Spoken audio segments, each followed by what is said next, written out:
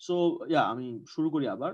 So আমরা এতক্ষণ যে আলোচনাটা করলাম আজকে এবং গতকাল মিলিয়ে, সেটা হচ্ছে যে আমরা দুইটা মেজর মানি মার্কেট সিকিউরিটি নিয়ে আলোচনা করেছি। একটা হচ্ছে কমার্শিয়াল পেপার আর একটা হচ্ছে ট্রেজারি সিকিউরিটি, ঠিক আছে, মোস্টলি ট্রেজারি বিল। এখন আমরা আলোচনা শুরু করলাম আমাদের আরেকটা মেজর ইনগ্রেডিয়েন্ট বা ইনস্ট্রুমেন্ট বলতে পারেন, এটাকে নাম হচ্ছে নেগোশিয়েবল সার্টিফিকেট অফ ডিপোজিট। আমি আগের মতো কিছু পয়েন্ট নিয়ে আসবো, ওই পয়েন্টের আলোকে আমরা আলোচনাটা করব, ঠিক আছে?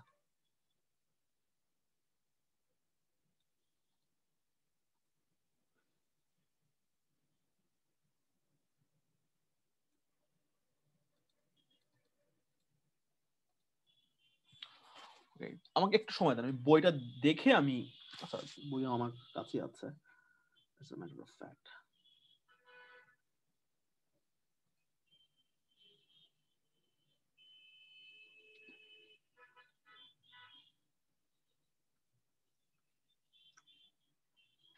আপনারা কেমন শুনতে পাচ্ছেন properly? Yes, sir. Yes, sir. আমি কিছু বই আপলোড করছিলাম, আপনারা পাইছিলেন তো বইগুলা? জি স্যার, পেয়েছিলাম। হ্যাঁ, পেয়েছি স্যার। আচ্ছা, কোন উপকার হচ্ছে আপনাদের?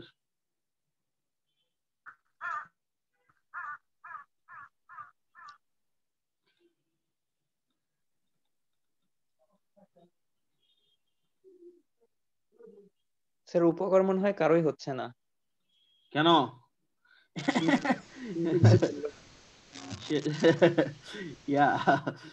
আপনাদের সবার কাছে কি বই ছিল? তার মানে পিডিএফ এর একটা সমস্যা আছে, মানে পিডিএফ থাকলে মনে হয় তো পিডিএফ আছে তাহলে আর বই দেখতে হবে না, মানে মোবাইলে দেখা যাবে। আবার তারপরে আর একটা সিচুয়েশন আছে যখন মনে হয় যে আসলে মোবাইলে পিডিএফ এ কি পড়া যায়, এজন্য পড়াটাও হয় না। আচ্ছা, ঠিক আছে। তার মানে সমস্যাটা অনেকটা মনস্তাত্ত্বিক, কি বলেন? আসলে মনস্তাত্ত্বিক একটা সমস্যা sir. Yeah, great. It's funny. Anyways, let's start. প্রথম হচ্ছে নেগোশিয়েবল সার্টিফিকেট অফ ডিপোজিট, এটা কারা ইস্যু করে, ঠিক আছে? Do you have any idea কারা এটা ইস্যু করতে পারে? এনসিডিটা কারা ইস্যু করে? Do you have any idea? এটাও ব্লু চিপ কোম্পানি, মানে যাদের হচ্ছে অনেক ভালো সুনাম থাকে আর কি, তারা না, নেগোশিয়েবল সার্টিফিকেট অফ ডিপোজিটটা বেসিক্যালি এটা ইস্যু করা হচ্ছে ফাইনান্সিয়াল ইনস্টিটিউশন, ঠিক আছে?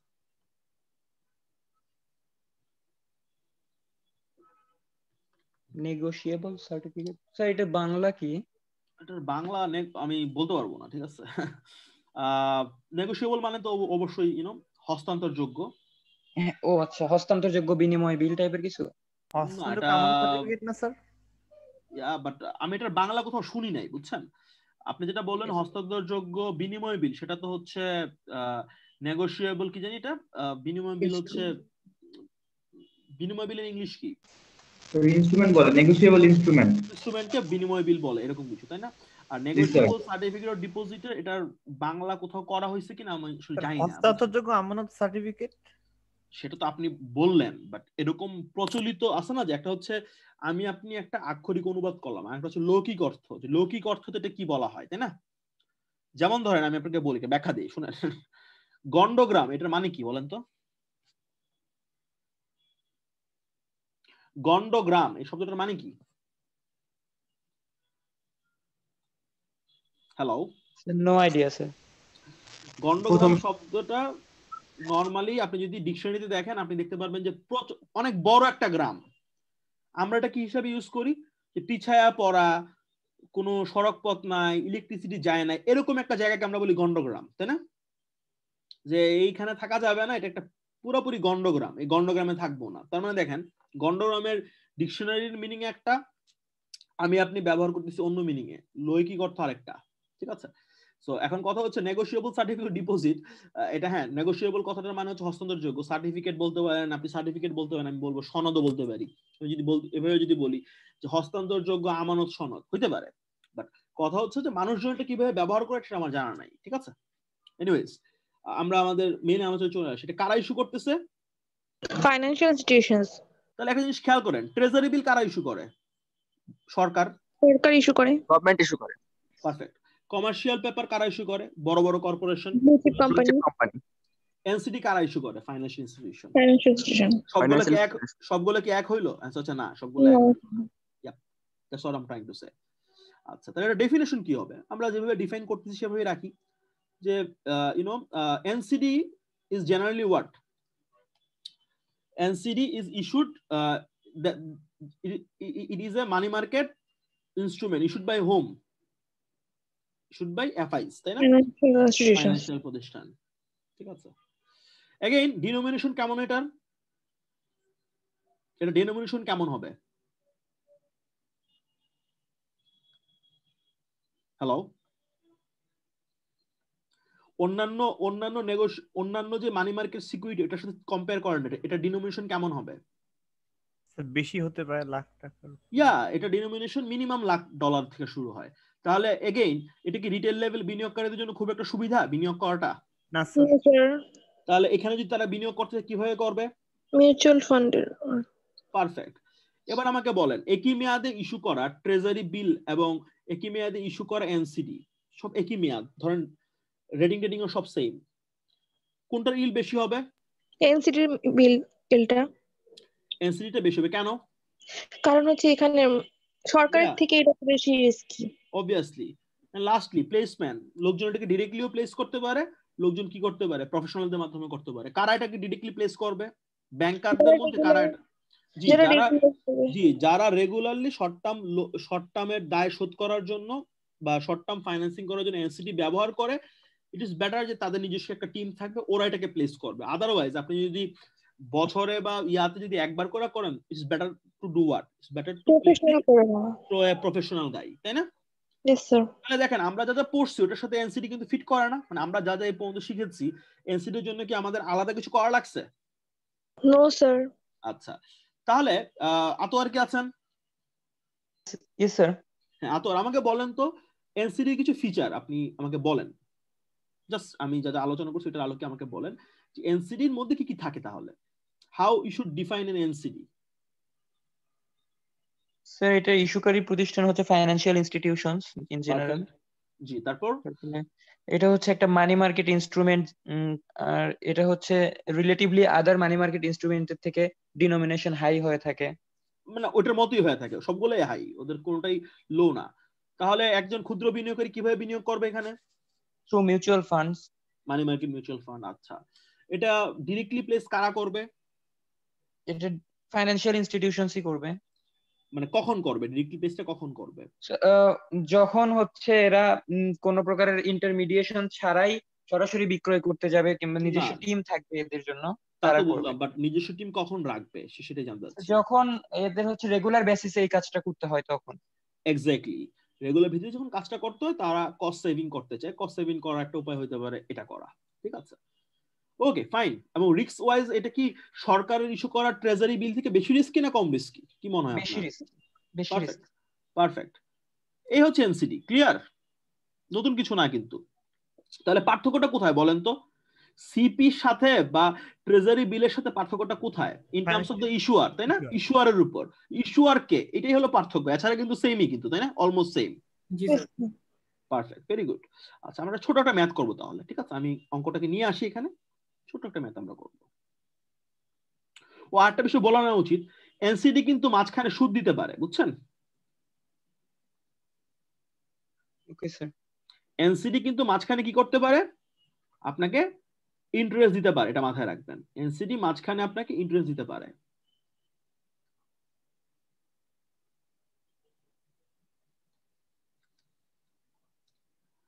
তাহলে আমরা অঙ্কটাকে একটু সাজাই নিই।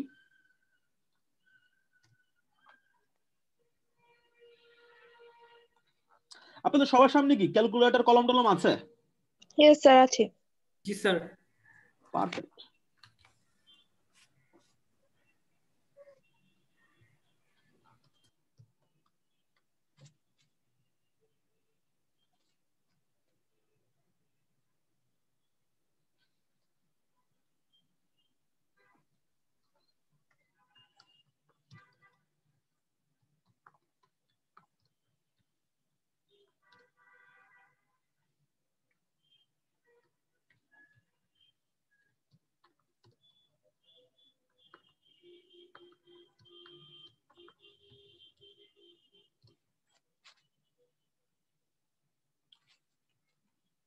ওকে, কেউ একজন আমাকে বলবেন এটা উত্তর কত হবে?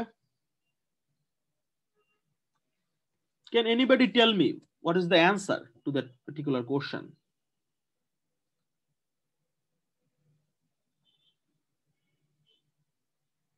অঙ্কটার সলিউশন কত হবে বলেন তো?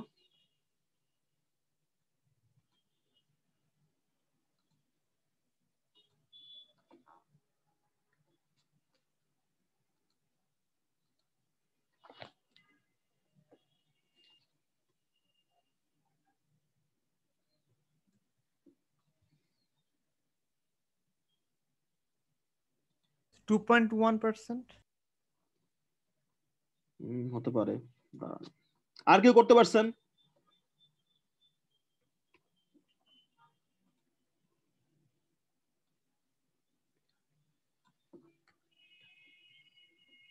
Is there anybody যেটা করতে পারছেন? আর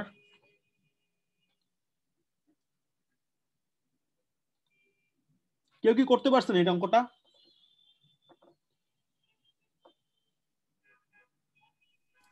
করতেছি স্যার। জি করেন। এখানে জি স্যার করেন। কোশ্চেনের ফেস ভ্যালুর সাথে তো রিয়েলাইজড ডিলের ফেস ভ্যালু সেম না স্যার, একটু জিরো বেশি সম্ভবত একটা আছে। হ্যাঁ ওইটা 10 লাখ হবে। আচ্ছা দাঁড়ান, এটা 10 লাখ তাই না? জি স্যার। এখানে ভুলটা হয়েছে, তার মানে তো ওইখানেও ভুল আছে, পরে তো ভুল হয়ে যাবে। এমন করেছে মাইনাস আসে, মাইনাস না হ্যাঁ, না না মাইনাস না, হ্যাঁ এটা আমার ভুলের কারণে হয়েছে। বলেন ঠিক মতো করেন। স্যার 5% আসতেছে, ও আচ্ছা 6.36% আসে। ওকে, জাস্ট আমি আমার কোনো ওইরকমই না, আমি জাস্ট দেখানোর জন্য। আচ্ছা এনিওয়েজ, আসেন আমরা তাহলে শুরু করি। আমাদের এখানে ক্যাশ ফ্লো গুলো কি কি ছিল স্যার? প্রথম ক্যাশ ফ্লোটা কখন হয়েছে? জিরোতে তাই না? এটা কি মাইনাস না প্লাস? মাইনাস। ইনভেস্টমেন্ট করলে মাইনাস কত টাকা? 9,75,000 টাকা। 75,000। ঠিক আছে, তারপর হচ্ছে ধরেন হচ্ছে ডে 180 নম্বর তাই না? কত টাকা পেলাম আমি? 10 লাখ। 10 লাখ পেলাম। আচ্ছা আর কিছু কি পাইছি মাঝখানে? ইন্টারেস্ট মাঝখানে এটা আমরা ঠিক শিওর না কতর মধ্যে, বাট এটা ধরেন 1 থেকে 80 মধ্যে তাই না? আমরা কি পেয়েছি? ইন্টারেস্ট পেয়েছি। এটাও কি ইনফ্লো না? Yes sir. সেটা কত? 6,000। আচ্ছা তাহলে আমার গেইন কত হয়েছে? এবার আমার এই যে পুরো প্রক্রিয়াটার মধ্যে আমার গেইন কত? এখানে গেইনের মধ্যে কি একটা নতুন এডিশন, একটা জিনিস অ্যাড হবে না? জি স্যার। সেটা কি? 6,000 টাকা ইন্টারেস্টটা। পারফেক্ট।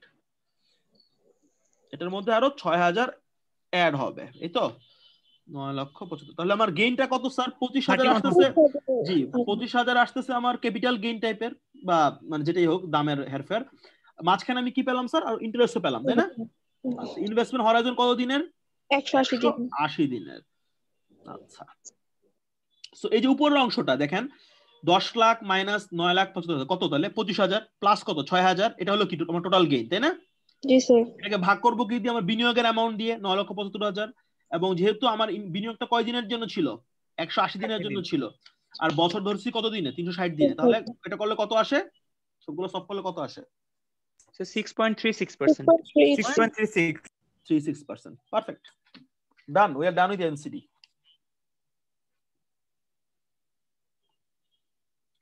ঠিক আছে, এই গেল আমাদের 3 নাম্বার বড় আলোচনা। বড় এটা তো as you can see এটা মোটেই বড় আলোচনা না, but we are done with that. ঠিক আছে, এবার আসেন এখন যে দুইটা আলোচনা করব এগুলো। জি স্যার বলেন। স্যার বাংলাদেশে স্যার এনসিডির কোনো প্র্যাকটিক্যাল এক্সাম্পল কি আছে sir? as far as I know নাই। ঠিক আছে, as far as I know নাই। ঠিক আছে, but I may be wrong, but আমি যতটুকু জানি নাই। ঠিক আছে, আমি দুইটা জিনিসে বেশি সময় দিছি। একটা ছিল কি? একটা ছিল হচ্ছে টিবিল তাই না? আর একটা ছিল হচ্ছে কমার্শিয়াল পেপার। কেন? Because we have those things তাই না ইন আওয়ার মার্কেট। আমাদের মার্কেটে এগুলো আছে, এটা একটু লম্বা সময় দেওয়া হয়েছে। বাংলাদেশে আসলে স্বল্প সময়ের জন্য এভাবে সার্টিফিকেট ইস্যু করে না যতটুকু আমি জানি। তারপর যেটা আপনি কোশ্চেনটা করেছেন, আমি চেষ্টা করবো নেক্সট ক্লাসে জেনে আর একটু জানাবার। মানে আমি আমার যেটা আইডিয়া সেটা হচ্ছে লোকজনের কাছে শুনে নেওয়া আইডিয়া, বাট আমি আসলে এটা নিয়ে কোনো ইনভেস্টিগেট করি নাই। সো আমি চেষ্টা করব জেনে আপনাকে জানাবার, ডিরেক্টলি কোনো এখনই উত্তর না দিয়ে। ঠিক আছে? জি স্যার। আর যদি না থাকে তাহলে আমি আর কিছু বলবো না। Okay yes sir. Fine, let's move on to our next discussion. সেটা হচ্ছে ডি। ডি এর নাম হচ্ছে federal fund. Can anyone tell me, এজন্য আমি এটা পরে পড়াছিলাম ফেডারেল ফান্ড, বিকজ এটা আপনারা শুনছেন। Can anyone tell what is the federal fund market? ইনস্ট্রুমেন্টে বাদ যান, what is the federal fund market? Federal fund লম্বা সময় আলোচনা করা হয়েছে ফেডারেল ফান্ড নিয়ে, বলেন তো এটা কি জিনিস? স্যার এটা হচ্ছে আমাদের দেশে কল মানি মার্কেট টাইপের যেটা হয় ওইটা হচ্ছে যুক্তরাষ্ট্রে ফেডারেল ফান্ড বলা হয়। আচ্ছা, ফ্যান্টাস্টিক, ভেরি গুড। আপনার নাম কি ভাইয়া? আমানুল্লাহ। আমান, হ্যাঁ। এবার আমাকে বলেন, আর একটু ডিটেইলে বলেন, হ্যাঁ যুক্তরাষ্ট্রে কি হয় বা কেন হয় একটু বলেন আমাকে কাইন্ডলি। জি স্যার এটা হচ্ছে জেনারেলি সিআরআর এবং এসএলআর এর রিকোয়ারমেন্টটা ফুলফিল করার জন্য ব্যাংকিং প্রতিষ্ঠানগুলো অন্য ব্যাংক থেকে স্বল্প সময়ের জন্য ঋণ নেয় স্যার। ফাইন, তার মানে এটা কি উইদিন দ্য ব্যাংকস, তাই না? Yes sir, within the banks. That is within the banks, perfect. আচ্ছা, সেন্ট্রাল ব্যাংক এই রেটটাকে কিভাবে প্রভাবিত করে বলেন তো? সেন্ট্রাল ব্যাংক এই রেটটাকে কিভাবে প্রভাবিত করে? স্যার সেন্ট্রাল ব্যাংক করতে পারে, স্যার এটা ক্লিয়ারলি বলতে পারবো না, সরি স্যার। সিআরআর এসএলআর এর এটা বাড়িয়ে কমিয়ে ভাবে করতে পারে না কন্ট্রোল? তা পারে, আর কিভাবে পারে? রিকোয়ার্ড রেশিও চেঞ্জ করেও করতে পারে, মার্কেটে ফান্ড সাপ্লাই কমায় বাড়ায়ও করতে পারে, লাইক সবার আগে হচ্ছে ওইটাই যে can you recall money supply বাড়ানো কমানো, মনে আছে? Yes sir. Yes sir. জি, আমি যদি ওপেন মার্কেট অপারেশনের মাধ্যমে আমি যদি ট্রেজারি সিকিউরিটি সেল করা শুরু করি, তাহলে ফাইন্যান্সিয়াল প্রতিষ্ঠানের কাছে কি চলে যাবে? টাকা চলে যাবে, ক্যাশ টাকা চলে যাবে। সেল করা মানে কি? সেল করার মিনস হচ্ছে ক্যাশ টাকা মার্কেটে চলে আসা, তাই না? সেল করা মানে ক্যাশ টাকা মার্কেটে চলে যাওয়া, ঠিক আছে? সো আমি যখন ট্রেজারি সিকিউরিটি, সরি আমি কি ভুল বলতেছি, দাঁড়ান, আমি বাই করা শুরু করলাম, তাহলে সে সেল করা শুরু করলো, সরি, হ্যাঁ। সো আমি যেটা করলাম, আমি ট্রেজারি সিকিউরিটি বাই করা শুরু করব। বাই করা শুরু করা মানে কি? আমি কাগজটা নিয়ে নিলাম, ওরা কি পেলো? টাকাটা পেয়ে গেল। তো ফিনান্সিয়াল প্রতিষ্ঠানের কাছে যখন অ্যাক্সেস মানি চলে যাবে, অটোমেটিক্যালি এই যে ইন্ট্রা ব্যাংক বরোয়িং এর যে নিডটা ওটা কমে যাবে। ওটা কমে গেলে অটোমেটিক্যালি কি হবে? ফেডারেল রেটটা কমে যাবে। মনে আছে রেফারেন্স রেটের কথা? মনে আছে আপনাদের reference rate? What is reference rate? Reference rate হচ্ছে এমন একটা রেট যেটা পরবর্তী সময় যাবতীয় ডেট ইনস্ট্রুমেন্টের রেটগুলোকে কি করে? প্রভাবিত করে। সো সেন্ট্রাল ব্যাংক যেটা করে, ওপেন মার্কেট অপারেশনের মাধ্যমে ফাইন্যান্সিয়াল প্রতিষ্ঠানের হাতে অ্যাক্সেস ক্যাশ টাকার পরিমাণটাকে চেঞ্জ করে। যদি এরকম হয় অ্যাক্সেস ক্যাশ টাকার পরিমাণ বেড়ে যায়, তাহলে যেটা হচ্ছে লোকজনের ফেডারেল ফান্ড মার্কেট থেকে লোন নেওয়া এবং দেওয়ার যে প্রবণতাটা কমে যাবে, ফেডারেল ফান্ড রেটটা কমে যাবে। ফেডারেল ফান্ড রেট কমে গেলে অটোমেটিক্যালি ইকোনমিতে বিদ্যমান অন্যান্য যে ডেট সিকিউরিটি গুলো আছে ওইগুলোর দামও কমে যাবে, ঠিক আছে? এর পাশাপাশি হ্যাঁ, রিজার্ভ রিকোয়ারমেন্ট চেঞ্জ করা, এসএলআর সিআরআর রিকোয়ারমেন্ট চেঞ্জ করার মাধ্যমে এটা চেঞ্জ করা যেতে পারে। বাট আমান যেটা বললো, হ্যালো আপনারা আমার সাথে আছেন তো? Yes sir. আমান যেটা আমাদেরকে বললো সেটা হচ্ছে ফেডারেল ফান্ড হচ্ছে এমন একটা মার্কেট, যে মার্কেটে একটা ফিনান্সিয়াল প্রতিষ্ঠান আর একটা ফিনান্সিয়াল প্রতিষ্ঠানকে কি করে? লোন দেয় বা লোন নেয়, তাই না? জি স্যার। আচ্ছা, তাহলে এই মার্কেটে ইস্যুয়ার কারা বলেন তো? অবভিয়াসলি ফাইন্যান্সিয়াল প্রতিষ্ঠান, ব্যাংক। ইস্যুয়ার ফাইন্যান্সিয়াল প্রতিষ্ঠান, ব্যাংক, হ্যাঁ। জি স্যার। ঠিক আছে। সো এটা আসলে কি তাহলে? এটাও এক ধরনের কি? এটাও একটা money market instrument issued by what? Financial প্রতিষ্ঠান, ঠিক আছে? আচ্ছা, হ্যালো। জি স্যার। ফেডারেল ফান্ডের একটা বিশেষ বৈশিষ্ট্য আছে, সেটা হচ্ছে ফেডারেল ফান্ডের এই যে মার্কেটটা, there is no active secondary market, মানে এটাতে কেউ বিনিয়োগ করে না ফার্দার, ঠিক আছে?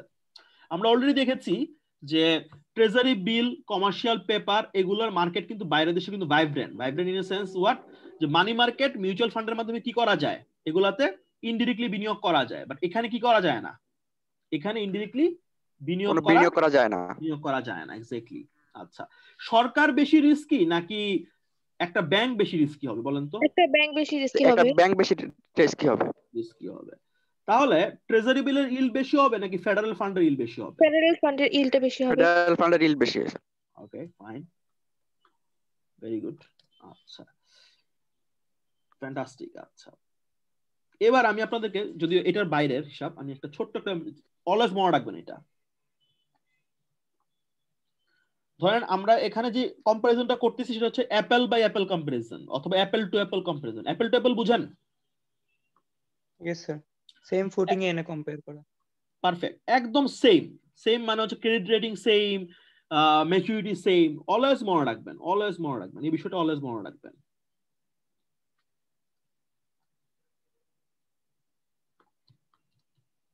ইল্ড অন টি বিল সবচেয়ে কম হবে, ঠিক আছে, বা হওয়া উচিত। Then what? Yield on a yield on federal fund. আচ্ছা আমান, জি স্যার। একটা জিনিস বলো, এরকম কি হতে পারে যে এই যে আন্তঃব্যাংক ল্যান্ডিং এবং বরোইং এ কোনো একটা ব্যাংকে কেউ লোন দিতে চাচ্ছে না, বিকজ তার একটা সমস্যা হয়ে গেছে শর্ট টার্মের জন্য, সে হতে পারে স্যার। হতে পারে সে দেন কোত্থেকে লোন নেয়? সেন্ট্রাল ব্যাংক থেকে নেবে। সেন্ট্রাল ব্যাংক থেকে নেবে। সেন্ট্রাল ব্যাংকের যে রেট সেটার নাম কি?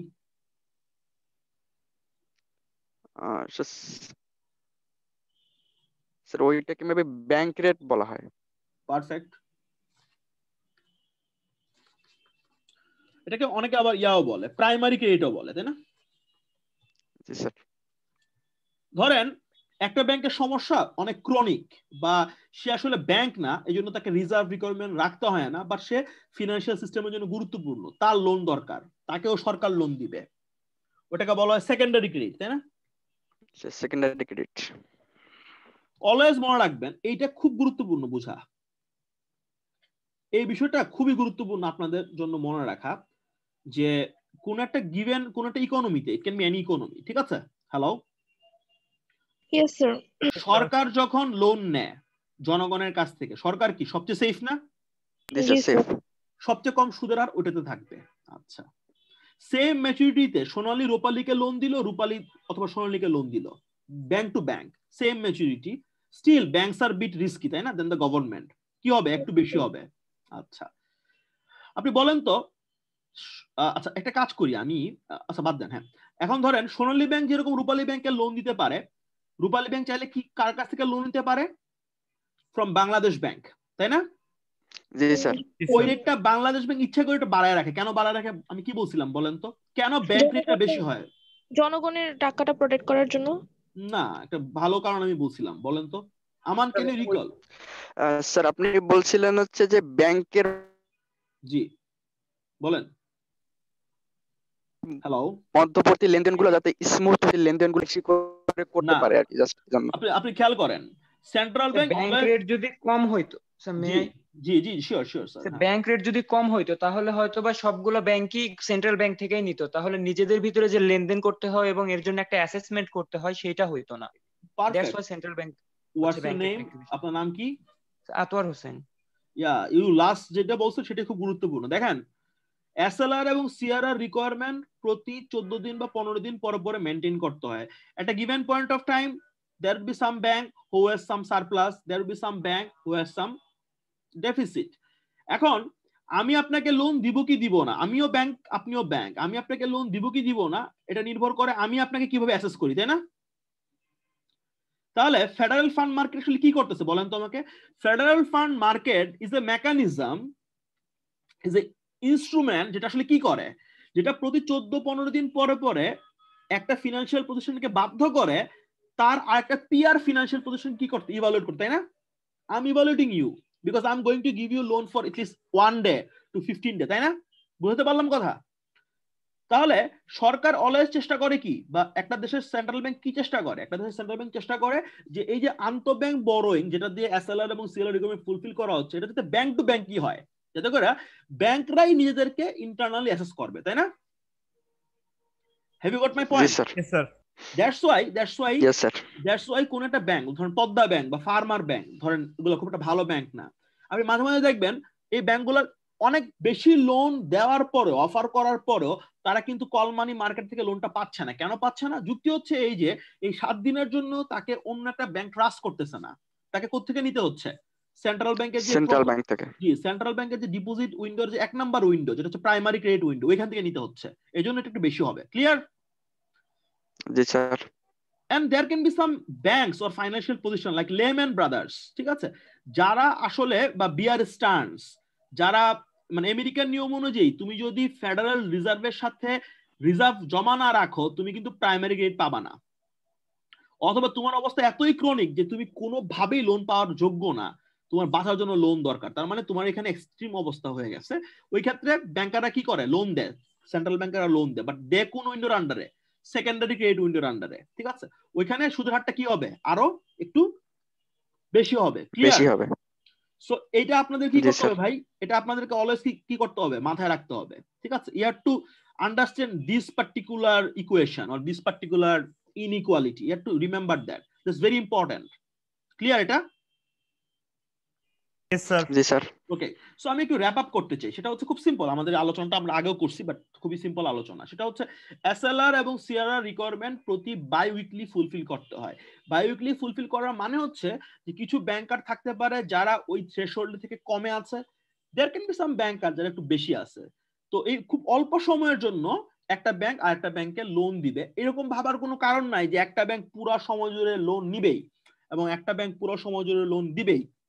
এখানে কিন্তু ল্যান্ডার এবং বড়র স্ট্যাটাসের মধ্যে কিন্তু ভেরিয়েশন আসতে পারে। আচ্ছা, what is federal fund? Federal fund হচ্ছে এক ধরনের স্বল্প মেয়াদী কি মানি মার্কেট ইনস্ট্রুমেন্ট। এটা কারা ইস্যু করতেছে? Mostly financial institution. এবং এটার কিন্তু কোনো কি নাই স্যার, এটার কিন্তু কোনো সেকেন্ডারি মার্কেট নাই, ওরকম কোনো অ্যাক্টিভ সেকেন্ডারি মার্কেট নাই, ঠিক আছে? এবং সুদের হারটা কেমন হবে? Look at that inequality, always এটা মাথায় রাখবেন, ক্লিয়ার? Yes, sir. তো federal fund as a money market security কাদের পারপাস সার্ভ করে বলেন তো?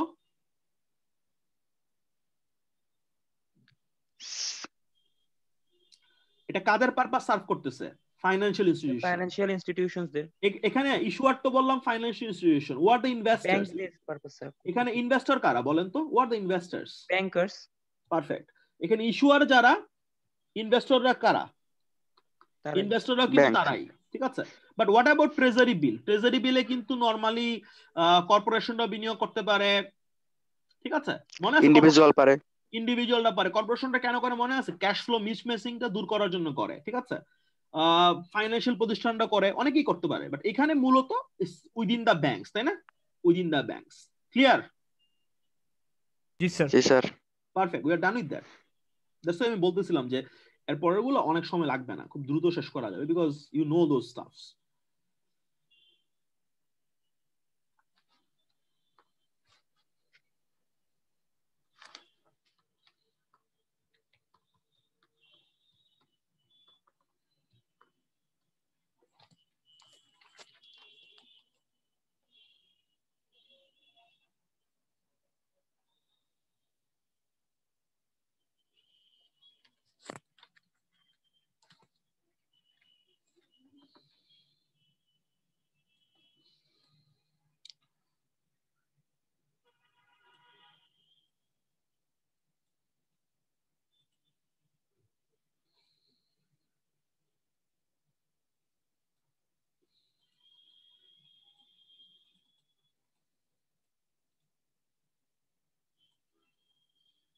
আচ্ছা, আমরা কি একটা ফেডারেল ফান্ড অঙ্ক করে আসবো, ছোট্ট একটা অঙ্ক? Hello? Yes, sir. We can do a math just to understand that in a better way. Let's have it. আমাদের বইতে নাই যদিও, let's have it, no problem.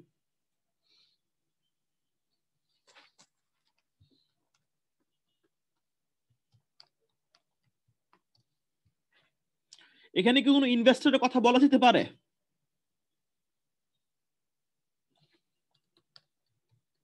Sir as a bank, আরেকটা ব্যাংকের। জি,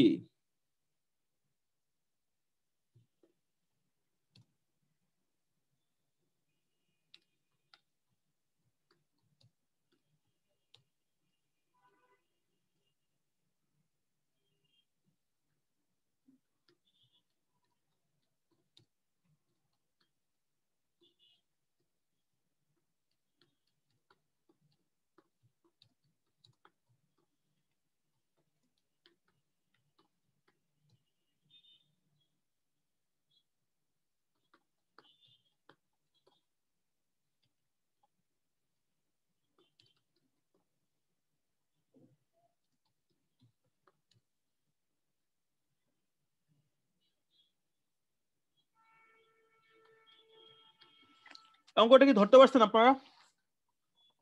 hello, yes sir. Yes sir. Very simple math. Sonali bank কি করছে? রূপালী ব্যাংকে কত টাকা ধার দিছে? 9,95,000 টাকা। টাকা in the federal fund market, তাই না? জি স্যার। এই মার্কেটে লোনটা দিয়েছে 7 দিনের জন্য মাত্র, এবং 1 বছর পরে, সরি 7 দিন পরে কত টাকা পেয়ে গেল? How much money he got back? কত টাকা ফেরত পেয়েছে? 10 লক্ষ। সে 10 লক্ষ টাকা ফেরত পেয়ে গেছে, তাই না? খুব অল্প সময়ের জন্য না এটা? ফেডারেল ফান্ড কিন্তু খুব অল্প সময়ের জন্য হয়ে থাকে, খুবই অল্প সময়ের জন্য হয়ে থাকে, এটা একদিনও হইতে পারত। আচ্ছা, এখানে গেইন কত স্যার? 5,000। হ্যাঁ 5,000। এখানে গেইন হচ্ছে 5,000 অনলি, তাই না? ইনভেস্টমেন্ট হরাইজন কত দিনের এখানে? 7 days। It's only for 7 days. Perfect.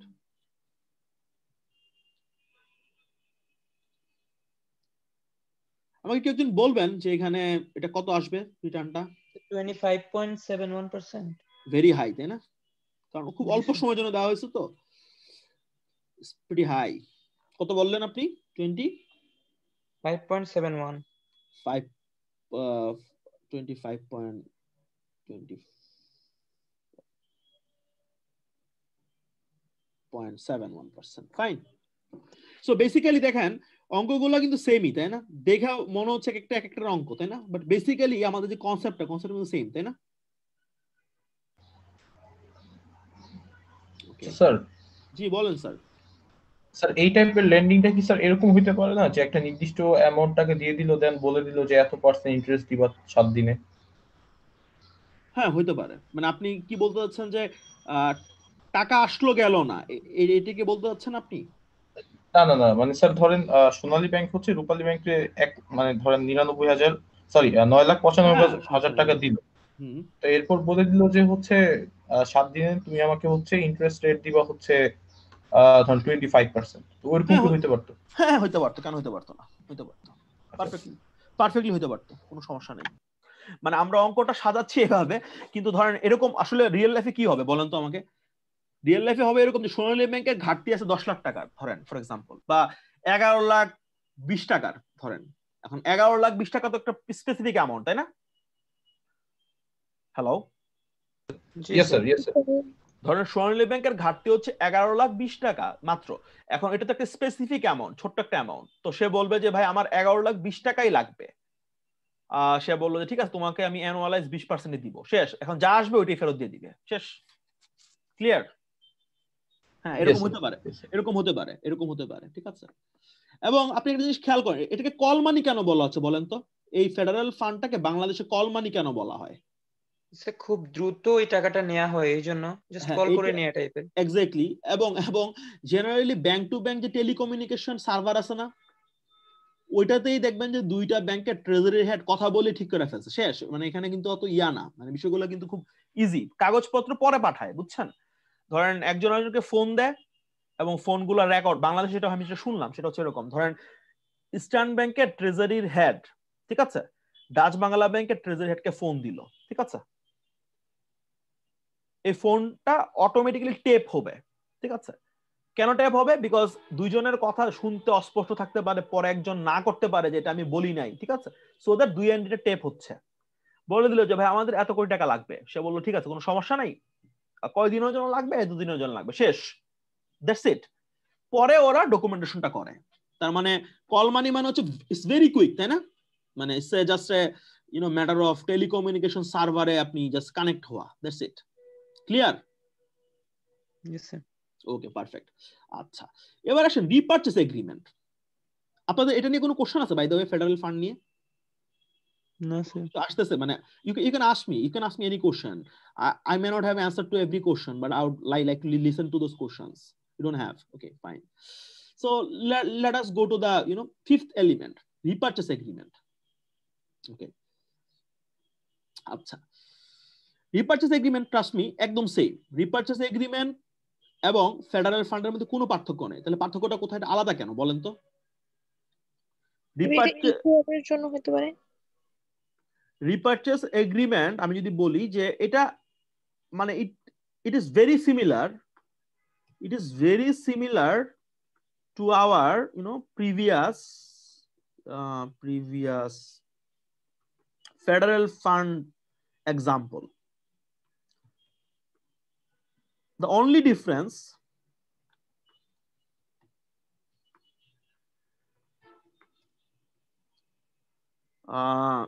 is that যেটাকে আমরা রেপো বলি তাই না, রিপারচেস এগ্রিমেন্টকে আমরা অনেকে কি নামে ডাকি, আমরা এটাকে রেপো বলি মাঝে মাঝে, বুঝছেন, আমরা এই নামে ডেকে থাকি। আর ফেডারেল ফান্ডকে আমরা কি নামে ডাকি বাংলাদেশে? কল মানি মার্কেট, কল মানি রেট। জি, কল মানি রেট বলতে পারেন, এক্স্যাক্টলি, ঠিক, আমরা কল মানিও বলতে পারি। আচ্ছা, পার্থক্যটা কোথায় কি ধরতে পারতেছেন আপনারা? পারেন না। আচ্ছা, the only difference is that repo transactions comes with a collateral, the জামানত থাকে, and that collateral is basically what?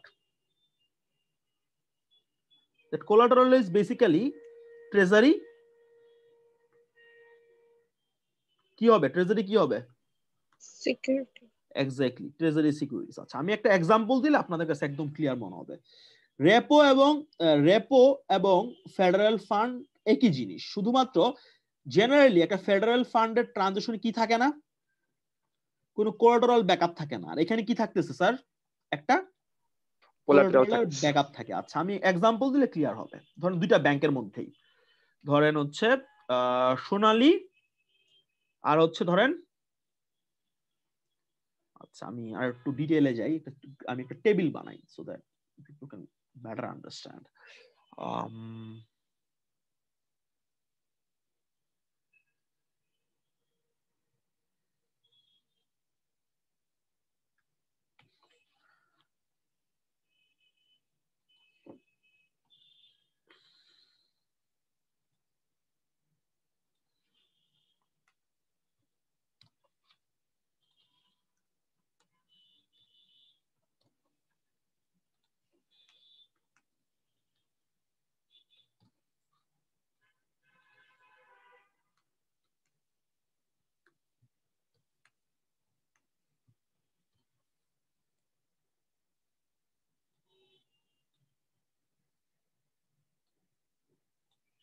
আচ্ছা,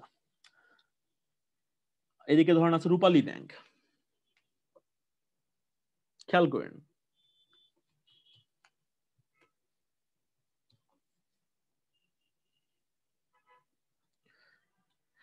আমরা ধরে নিচ্ছি সোনালী ব্যাংকের কত টাকা লাগবে, ধরে নিচ্ছি সোনালী ব্যাংক উইল রিকোয়ার ধরেন 70 কোটি টাকা লাগবে তার ফর 7 days, ঠিক আছে? আচ্ছা,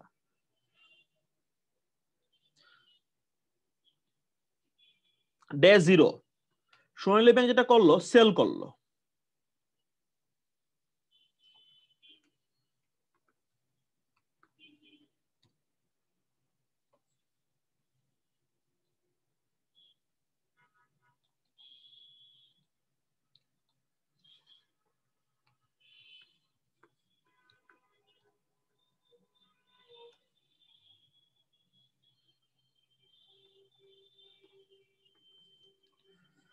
আচ্ছা, সেল করলে অপর পার্টি কি করে? আপনি যদি সেল করেন, অন দা আদার হ্যান্ড যে পার্টি থাকে সে কি করে?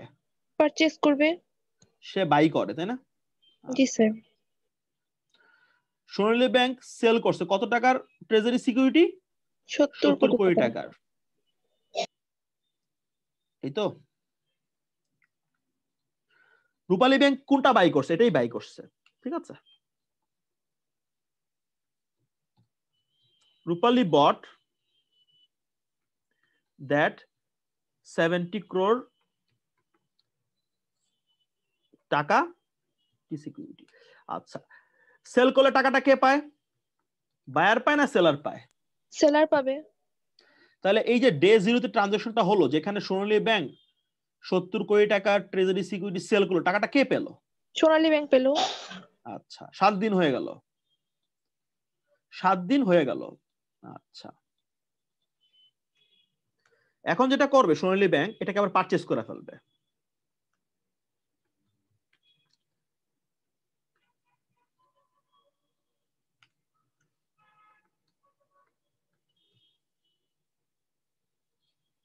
ধরেন ফর এক্সাম্পল 72 কোটি টাকা দিয়ে কিনলো। রূপালী কত টাকা পাবে তাহলে? 72 করোড় টাকা। এখানে রূপালী কি করতেছে? কিনতেছে না বিক্রি করতেছে?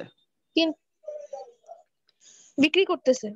জি, সে বিক্রি করতেছে। Have you students, have you understood what happened? Yes sir. আর এটা তো আপনি বুঝলেন, আর কেউ আছে? আতোয়ার কি বুঝতে পারছেন? আতোয়ার কি আছেন? জি sir. Have you understood what happened here?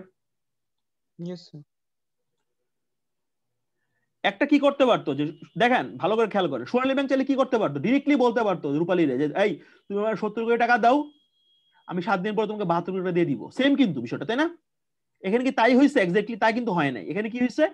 এখানে সোনালী ব্যাংক তার নিজের কাছে থাকা, এখানে সোনালী ব্যাংক তার নিজের কাছে থাকা 70 কোটি টাকার কি কি সেল করলো? সিকিউরিটিজ সেল করলো। রূপালী এটা 70 কোটি টাকাতে কিনে ফেললো, মানে রূপালী 70 কোটি টাকা দিল বেসিক্যালি সোনালীকে। 7 দিন পরে সেটাকে কি করলো? পারচেজ করে ফেললো। কত টাকা পারচেজ করলো? 72 কোটি টাকা। এখানে রিপারচেজ কেন বলা হচ্ছে দেখেন তো? বিকজ এই যে ট্রেজারি সিকিউরিটি গুলো, এটা তো কোনো না কোনো সময় সোনালী ব্যাংক একবার পারচেজ করছিল, তাই না? জি স্যার। এবার সে আবার পারচেজ করলো। That's why known as what? Repurchase. Got it? Yes sir. একটা রেগুলার লোনে কি হইতো? ডে 0 তে Sonali bank would have collected 70 crore, Rupali bank would have lent him 70 crore. At day 7 Sonali bank would have repaid 72 and Rupali bank would have collected 72, তাই না? জি sir. এখানে basically তাই হইছে, বাট এখানে কোয়ার্টারলেস কেন হইলো?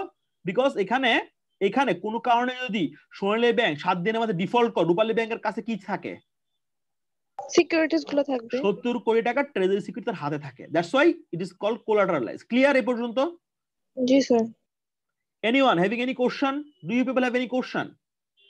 স্যার রিপারচেজ এগ্রিমেন্টে কি শুধু ট্রেজারি সিকিউরিটিজ কি ইউজ হয়, অন্য কোনো সিকিউরিটিজ কি কখনো ইউজ করা হয়?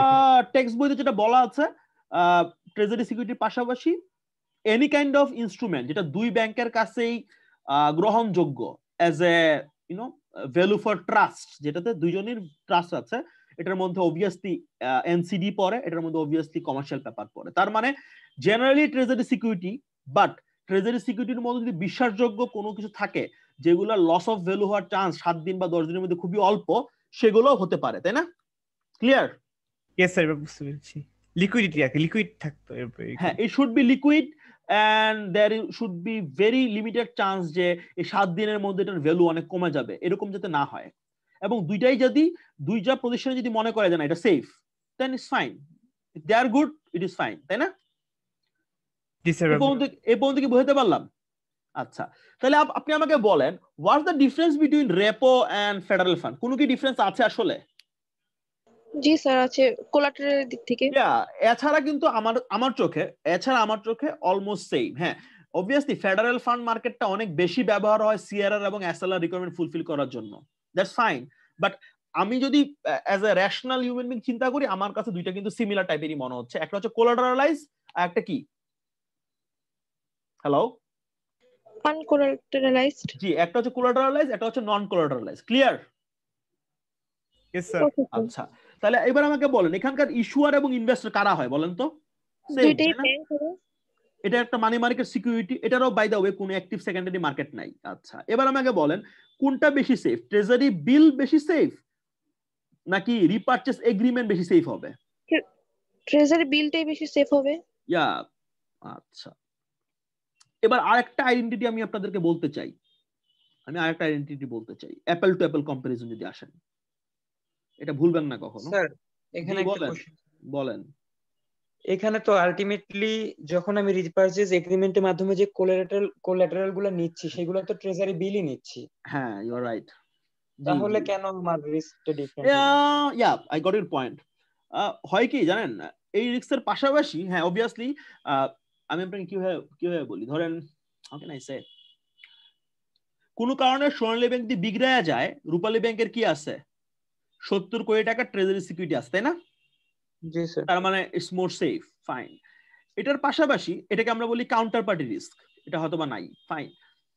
এটার পাশাপাশি there is another risk or delay, যেটাকে বলি আমরা সেটেলমেন্ট, ঠিক আছে? ধরেন এই পুরো এগ্রিমেন্টটা আলটিমেটলি সেটেল করতে কতদিন লাগার কথা? 7 days। 7 days। জেনারেলি এরকম হইতে পারে, মাঝে মাঝে এরকম হইতে পারে যে এটা বিভিন্ন কারণে, টেকনিক্যাল কারণ থেকে শুরু করে অন্য বিভিন্ন কারণে এটা 7 দিনের জায়গায় হয়তো 8-9 দিন লাগতে পারে এই সেটেলমেন্টটা করতে। এটাকে বলি আমরা সেটেলমেন্ট রিস্ক, ঠিক আছে?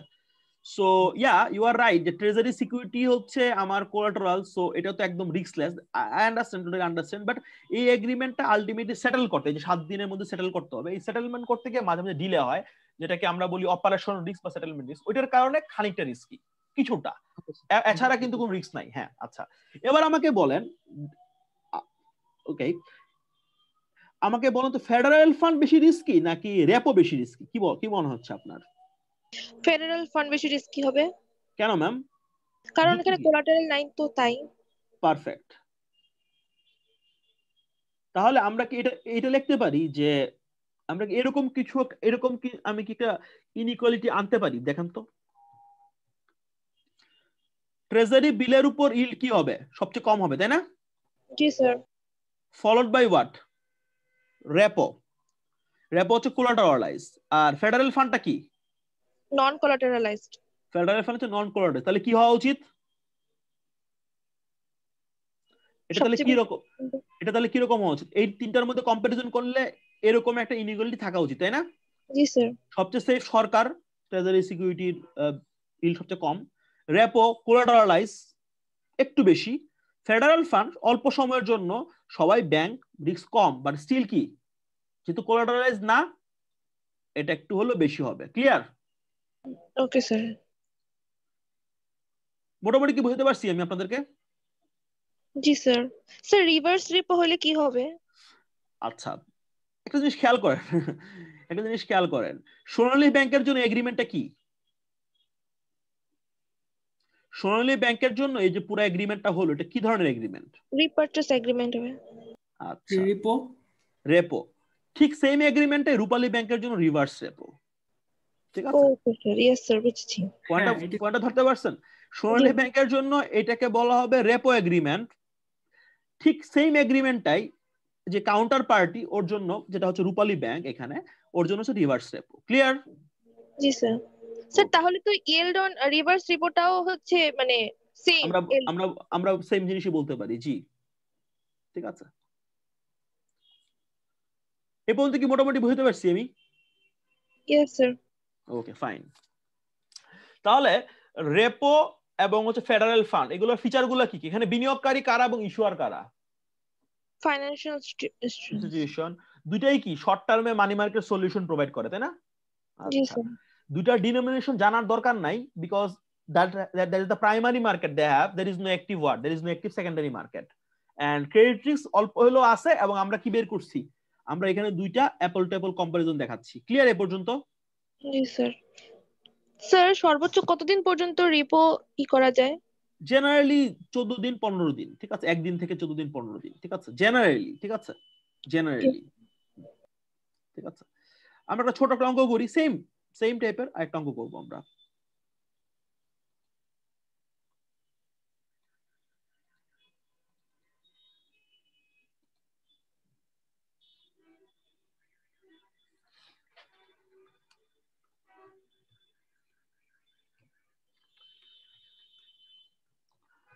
আচ্ছা, আমাকে একটা ছোট্ট জিনিস বলেন, একটু খেয়াল করেন না, বাইরে রূপালী বানানটাও ভুল হইতেছে বারবার।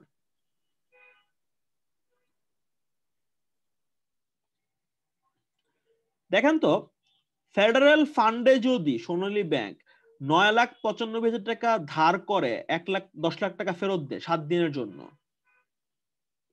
তাহলে রেপো মার্কেটে কত টাকা ধার করতে পারবে? বেশি করতে পারবে নাকি কম করতে পারবে? সেম অঙ্ক ধরেন। আতোয়ার,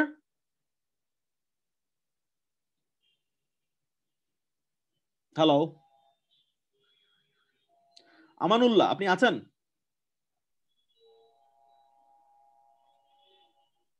হ্যালো স্যার জি, আমাকে একটা জিনিস সিম্পল বলেন, সোনালী ব্যাংক যদি ফেডারেল ফান্ড মার্কেটে, যেটা হচ্ছে নন কোলাটারালাইজ, 10 লাখ টাকা 7 দিন পরে দিবে, এই অবস্থায় সে যদি আজকে যদি 9,95,000 টাকা ধার করতে পারে, তাহলে রেপো মার্কেটে কত টাকা ধার করতে পারবে? বেশি না কম? কম না বেশি হবে? ভালো করে চিন্তা করেন। কম। রেপো হচ্ছে মোর সেফ। আচ্ছা, সোনালী ব্যাংক ধার করতে পারবে বেশি, কারণ সে তো কোলাটেরাল রাখতেছে। এক্স্যাক্টলি, দেখেন সোনালী ব্যাংক 10 লাখ টাকা ফেরত দিবে 7 দিন পরে, এরকম কথা বলে সে যদি রেপো, সে যদি ফেডারেল ফান্ড মার্কেটে সে যদি 9,95,000 টাকা ধার করতে পারে, তাহলে কোলাটারালাইজ কন্ডিশনে কি বেশি করতে পারবে নাকি কম করতে পারবে?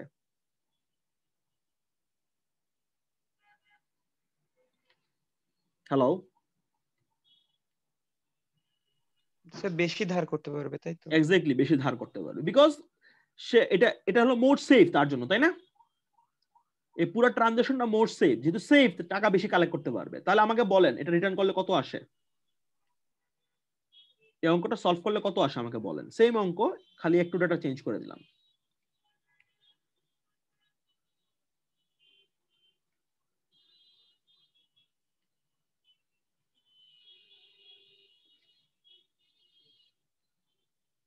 স্যার 20.65%।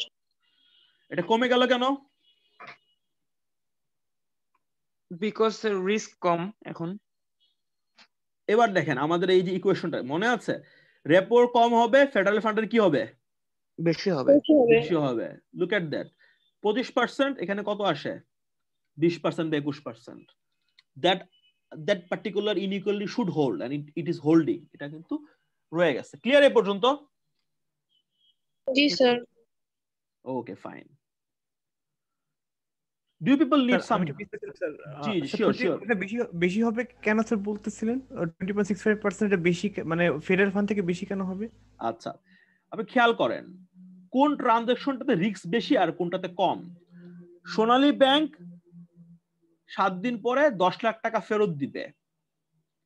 সে ফেডারেল ফান্ড মার্কেটে গেল, বলল যে ভাই আমি তোমার কাছ থেকে লোন নিব, আমি সোনালী ব্যাংক, আই এম সেফ, 7 দিনের জন্য লোন দাও। রূপালী ব্যাংক তাকে লোন দিল কত? 9,95,000 টাকা।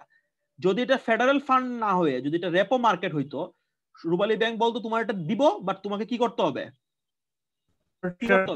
তোমাকে কোলাটারাল রাখতে হবে। কোলাটারাল রাখতে হবে। তাহলে কোলাটারাল রাখলে রূপালী থেকে টাকা বেশি দিবে না কম দিবে? একটু বেশি দিবে। একটু বেশি দিবে। তাহলে এটাকে যদি আপনি অঙ্কতে নিয়ে আসেন, সুদের হারটা কি হয়ে যাচ্ছে? ইন্টারেস্টে কি হচ্ছে? কমে যাচ্ছে না? এক্স্যাক্টলি। তার মানে যখন রেপো আসবে, যেহেতু তুমি জামানত দিচ্ছ, তুমি কিন্তু বেশি টাকা কালেক্ট করতে পারতেছো সেম ফেস ভ্যালুতে। আর ফেডারেল ফান্ডে তুমি সেম ফেস ভ্যালুতে কি করতে পারতেছো? কম টাকা কালেক্ট করতে পারতেছো, বিকজ রিস্ক ইজ দেয়ার। এইভাবে মার্কেট প্রাইসিং গুলো করে, তাই না? মার্কেট প্রাইসিং গুলো এইভাবে করতেছে, তাই না? ক্লিয়ার এই পর্যন্ত? সেটা বুঝতে পেরেছি। Thank you sir. It's okay, you are welcome. But is there any question? আর কোনো কোশ্চেন আছে? আমরা এই যে আলোচনাগুলো করতেছি, কোনো কোশ্চেন আছে? Probably not. ওকে, আমাদের মাগরিবের আজানটা কখন হবে? Do you have any idea কখন হতে পারে? স্যার 25-এর ওই দিকে সম্ভবত আমার এখানে। না স্যার 5:40 পরে স্যার, 42-43 স্যার 4:45-টার দিকে হয়। আচ্ছা ফাইন, তাহলে আমরা আগাই। 6টা। না তাহলে আমরা আগাইতে পারি। জি জি ঠিক আছে, তাহলে আমরা আগাচ্ছি। আমাদের লাস্ট যে ইয়াটা, এটা আপনারা খুব দ্রুত পিক করতে পারবেন, বিকজ আপনারা এটার উপর পরীক্ষাও দিচ্ছেন, অনেক কিছু আপনারা করছেন as a matter of fact intermediate পরীক্ষাতে। Bankers acceptance.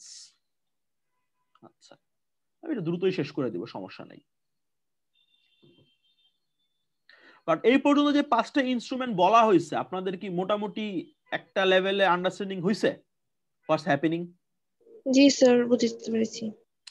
আপনারা কি লেকচারগুলো আগে যেগুলা হইছে এগুলো কি শুনেন তো ঠিকঠাক মতো? হ্যালো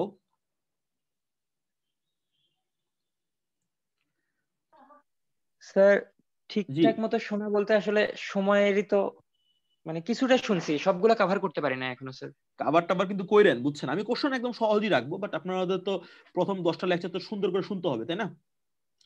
আবার অনেস্টলি ধরেন স্পিকিং আমি জানিও হ্যাঁ না আসলে এটা আমারই ব্যর্থতা নাকি, বাট কেন জানি একটা লেকচার কভার করতে গেলে অনেক বেশি সময় লেগে যায়। লাইক লেকচার টাইমিংই তো অনেক বেশি, ধরেন 2.5 ঘন্টার মতো 3 হ্যাঁ ঘন্টার মতো লেকচার টাইম, প্লাস একটু বই থেকে দেখতে গেলে, প্লাস নোটস এর জি সঙ্গে স্যার। মিলাইতে গেলে শেষ। তাইলে আর হয় না স্যার, মানে একদিনেও মনে হয় একটা লেকচার ঠিক মতো কভার করা যায় না, and concentration is a big issue then. ওই তোমরা তো গত ক্লাসে বলছিলাম না, মনে আছে? তোমরা তো শিক্ষা শ্রমিক। স্যার তোমরা শ্রমিক তো স্যার, কিন্তু শ্রমিকরাও কিন্তু এক সময় স্যার 8 আওয়ার্স ওয়ার্কিং ডে এর জন্য স্যার আন্দোলন করছিল। ঠিক আছে, তোমরা ফিনান্স ডিপার্টমেন্টে আসছো, তোমরাই বলো ছাত্ররা যে ভার্সিটিতে নাকি পড়াশোনা হয় না, আমরা নাকি টিচাররা পড়াই না। ফিনান্স ডিপার্টমেন্টে পড়াশোনা হয় না এটা বলতে পারবা তোমরা? কেউ বলতে পারবে না স্যার। It's impossible. এখানে পড়াশোনা হয়, বুঝছো? সো এনিওয়েজ, হ্যাঁ, বাট আমার যেটা পরামর্শ সেটা হচ্ছে একটু শুইনো, বুঝছো? কারণ চিন্তা করো, এখন হচ্ছে আমাদের চলতেছে কত, 12 নম্বর লেকচার মাত্র। জি স্যার। আমাদের তো অনেকগুলো লেকচার বাকি আছে। সো তুমি যদি রেগুলারলি এগুলো শেষ না করে করে আগাইতে থাকো, তুমি যদি ধরো ফাইনাল বা এগুলো জন্য রেখে দাও, it would be a mess. বুঝতে পারছো? It would be a huge mess. ঠিক আছে, ঠিক আছে, এনিওয়েজ। আচ্ছা, এবার আসেন ব্যাংকার্স অ্যাকসেপ্টেন্স, আমরা এখানে চলে আসি। আচ্ছা, এই ক্ষেত্রে আমি যেটা করবো, মানে বইয়ের একটা খুব সুন্দর ছবি আছে, পিডিএফটা যেহেতু নামাইছি কারণেই বইয়ের ছবিটা আপনারা একটু দেখবেন। আমি এখন একটা পিডিএফ শেয়ার করা শুরু করতেছি, আপনারা শেয়ার যেতে পারলে আমাকে বললেন যে স্যার দেখতে পাচ্ছি। Can you see a PDF of our text, Madura? Yes sir. Okay, fine. Now this is the graph. Shit.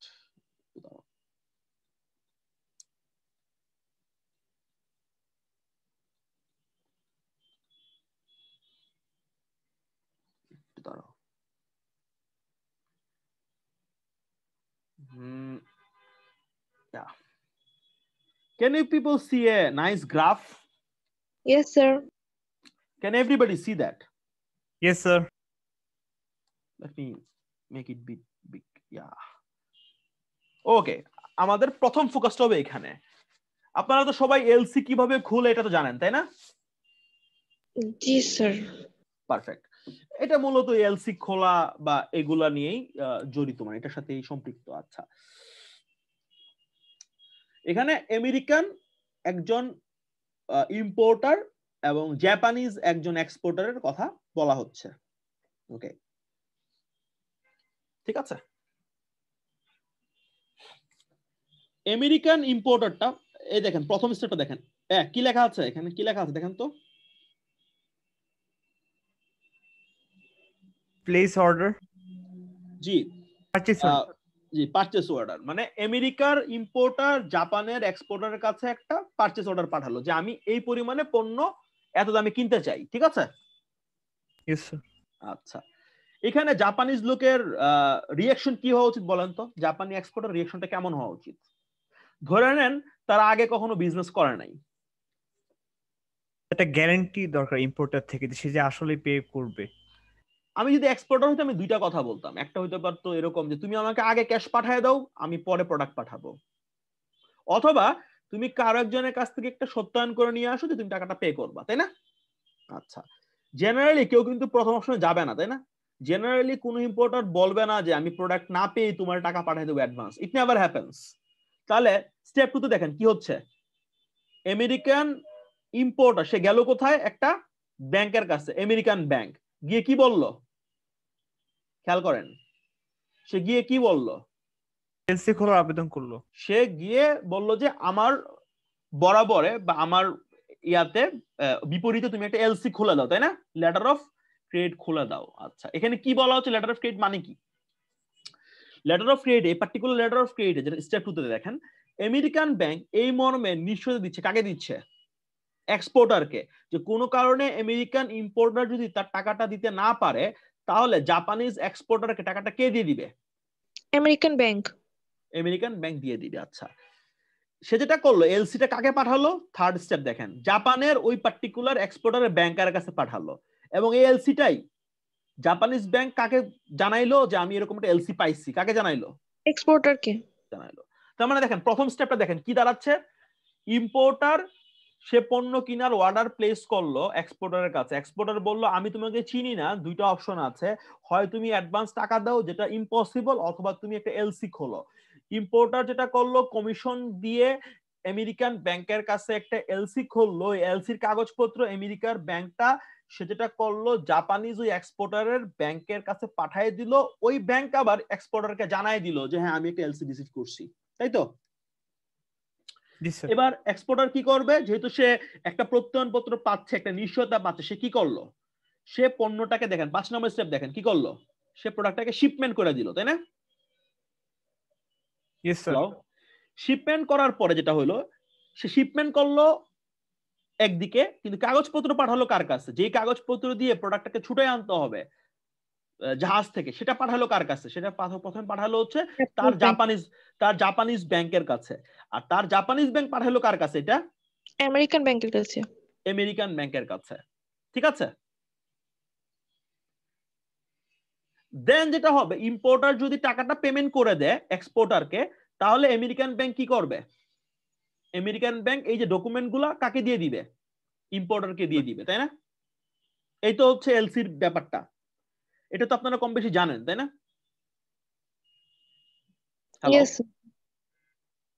আচ্ছা, কথা হচ্ছে এটা আমরা এখানে কেন পড়তেছি, মানে এই পুরো বিষয়টা আমাদের এখানকার আলোচনাতে কিভাবে আসলো?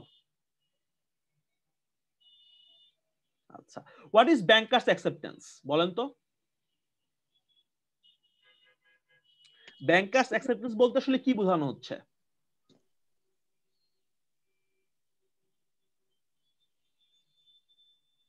আমরা একটু ওয়ার্ড ফাইল শেয়ার করা শুরু করি, তাহলে আর একটু ক্লিয়ার লাগবে। ব্যাংকার্স অ্যাকসেপ্টেন্সটা এটা ক্রিয়েট কোথায় হচ্ছে বলেন তো? আমাদের যে एग्जांपलটা ছিল এখানে, এটা ঠিক এটা কেন ক্রিয়েট হইছে? Can anyone tell me? Importer exporter কাছ থেকে প্রোডাক্ট আমদানি করবে, তাই। এটা কে ইস্যু করতেছে? Importers bank.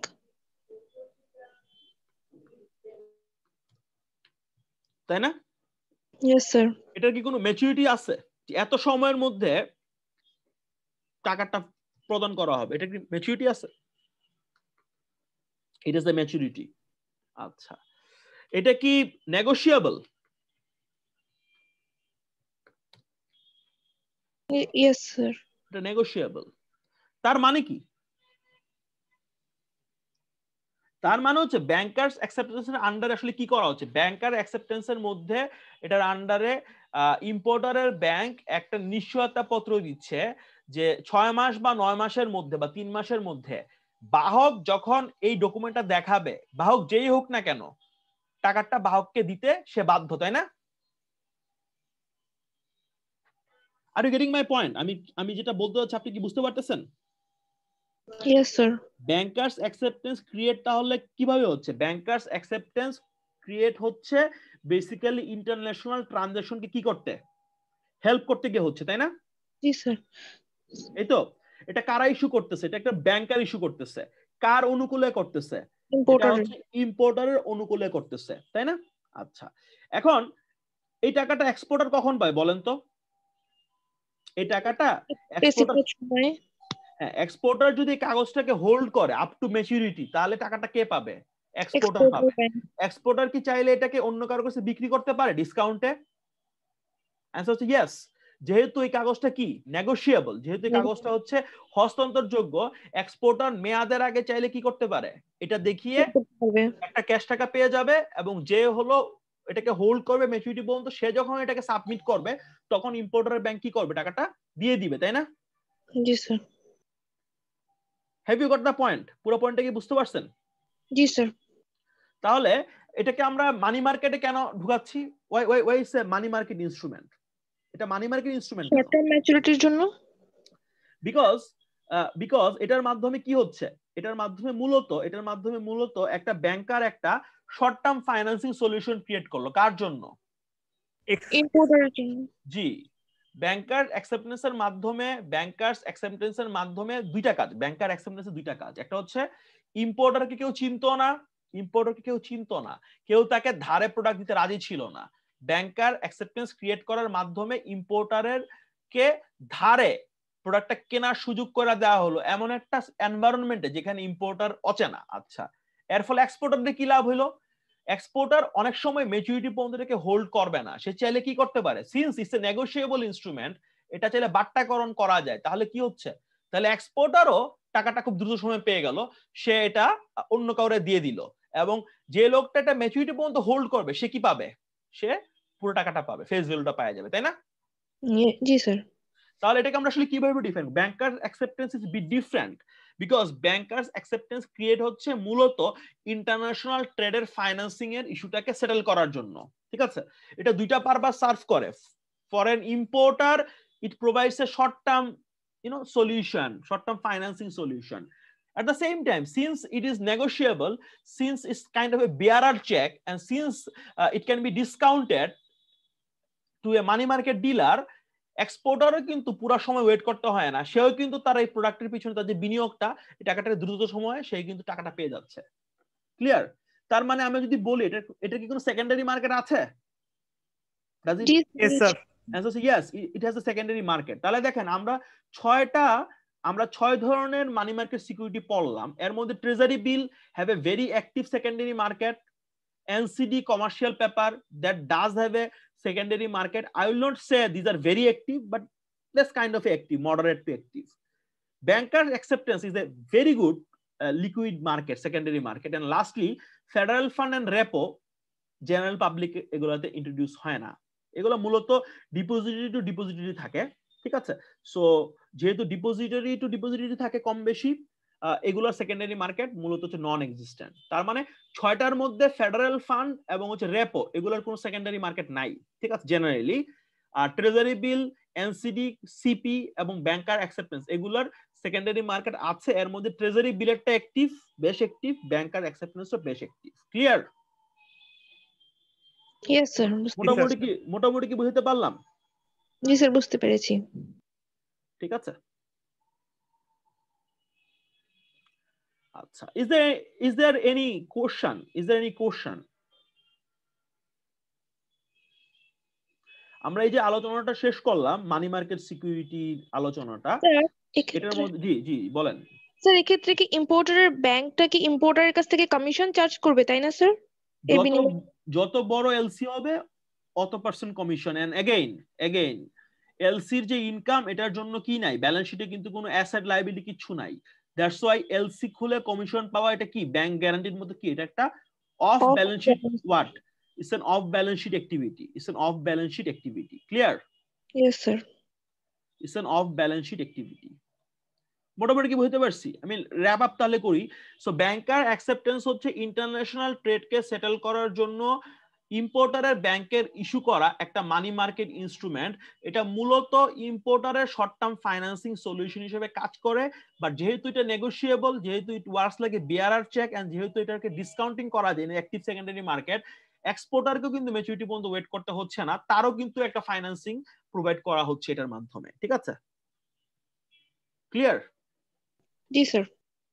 ঠিক আছে, আমাদের জি শর্ট টার্ম ফাইন্যান্সিং সলিউশন দিচ্ছে না ইম্পোর্টারসকে? এটা জি ইম্পোর্টারকে শর্ট টার্মে ফাইন্যান্সিং সলিউশন দিচ্ছে। এট দ্য সেম টাইম এক্সপোর্টারও যেহেতু মেয়াদের আগে এটাকে বাট্টাকরণ করতে পারতেছে, তাকেও কিন্তু অনেকদিন ওয়েট করা লাগতেছে না। ঠিক আছে, মেয়াদ পর্যন্ত ওয়েট করা লাগতেছে না। ঠিক আছে, ইয়েস স্যার।